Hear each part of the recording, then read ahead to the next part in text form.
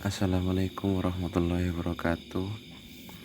Pada kesempatan kali ini saya akan sedikit menjelaskan tentang pengertian dan arti dari wakaf dan wasol.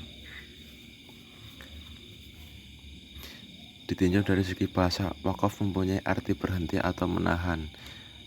Dalam ilmu tajwid, pengertian wakaf adalah berhenti sejenak ketika membaca suatu lafal atau berhenti sebentar pada kalimat yang terdapat tanda wakaf guna mengambil lafaz untuk melanjutkan kembali bacaan ayat selanjutnya. Berbeda dengan wasol yang punya arti sambung atau terus, artinya ketika membaca Al-Quran, boleh diteruskan atau tidak perlu menghentikan bacaan. Jenis-jenis wakaf. Dalam belajar mengenai wakaf ini, terdapat pula jenis-jenis wakaf. Jenis-jenis wakaf ini ada 4. Yang pertama wakaf tam, atau wakaf yang sempurna. Disebut demikian karena memberhentikan suatu bacaan secara sempurna, tidak terputus-putus di tengah-tengah ayat atau bacaan, sehingga tidak mempengaruhi makna dari suatu ayat yang tengah dibaca, karena tempat berhentinya tidak berkaitan dengan ayat atau makna sebelum atau sesudahnya. Yang kedua ada wakaf kaf, wakaf yang wajar alias pas. Disebut demikian karena memberhentikan suatu bacaan dengan sempurna, tidak terputus-putus di tengah ayat atau bacaan, tetapi sebenarnya ayat tersebut masih mempunyai kaitan dengan arti dan ayat sesudahnya. Yang ketiga ada wakaf hasan atau wakaf yang baik. Disebut demikian karena memberhentikan bacaan tanpa mempengaruhi dari arti dan ayat sesudahnya, namun bacaan-bacaan ayat tersebut masih berkaitan dengan ayat sesudahnya. Yang keempat ada wakaf qobih, wakaf yang buruk, memberhentikan bacaan secara tidak sempurna atau berhenti di tengah-tengah ayat. Usahakan untuk menghindari wakaf ini, karena ketika berhenti di situ, lafal dan arti yang kita jadikan wakaf tersebut masih berkaitan dengan lafal dan arti sesudahnya, sehingga kita bisa membuat arti yang berbeda pula pada suatu bacaan. Tanda-tanda wakaf dalam kitab suci Al-Quran. Jika kita lihat lebih detail, tentu tanda-tanda wakaf yang ada dalam kitab suci Al-Quran sangatlah beragam. Berikut tanda-tanda wakaf yang ada dalam kitab suci Al-Quran serta penjelasannya. Tanda wakaf yang pertama itu ada mim, namanya wakaf lazim. Keterangannya singkat, sangat diutamakan untuk berhenti. Yang kedua ada wakaf jim, atau namanya wakaf jaiz, dibolehkan untuk berhenti, juga dibolehkan untuk terus melanjutkan bacaan. Yang ketiga mustahab, di sini boleh berhenti. Ada wakaf la atau wakfi, tidak boleh untuk berhenti.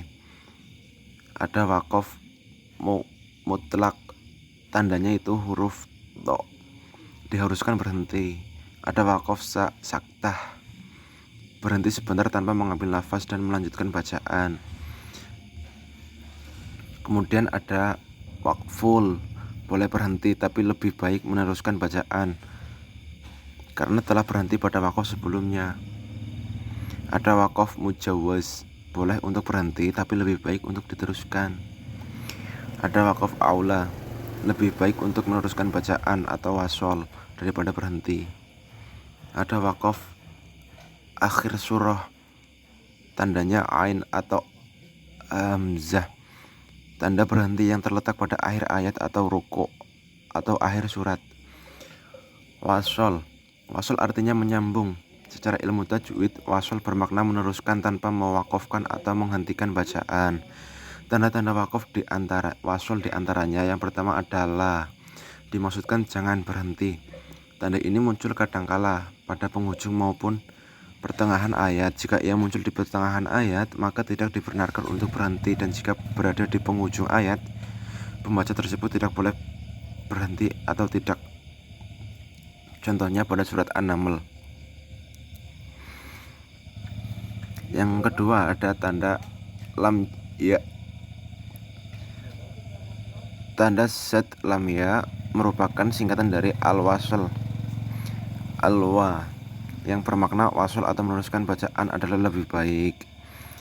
Maka dari itu, meneruskan bacaan tanpa mewakafkan adalah lebih baik. Yang ketiga ada tanda waqaf mujawaz, tandanya huruf hijaiyah za, tanpa boleh berhenti. Namun meneruskan bacaan adalah lebih utama. Jadi di sini boleh berhenti, tapi jika meneruskan bacaan itu lebih utama. Yang keempat ada waqaf shad, tandanya huruf hijaiyah shad. Disebutkan juga dengan waqaf murakhas, menunjukkan bahwa lebih baik untuk tidak berhenti, namun diperbolehkan berhenti dari surat berhenti saat darurat tanpa mengubah makna. Perbedaan antara hukum tanda za dan shad adalah pada fungsinya. Dalam kata lain, lebih diperbolehkan berhenti pada waqaf shad. Yang kelima ada tanda qaf, merupakan singkatan dari kela alaihim qaf, kula alaihim qaf, yang bermakna telah dinyatakan boleh berhenti pada waqaf sebelumnya. Maka dari itu lebih baik meneruskan bacaan walaupun boleh diwakafkan. Yaitu sedikit pengertian waqaf dan wasol. Semoga bermanfaat. Kurang lebihnya mohon maaf. Assalamualaikum warahmatullahi wabarakatuh.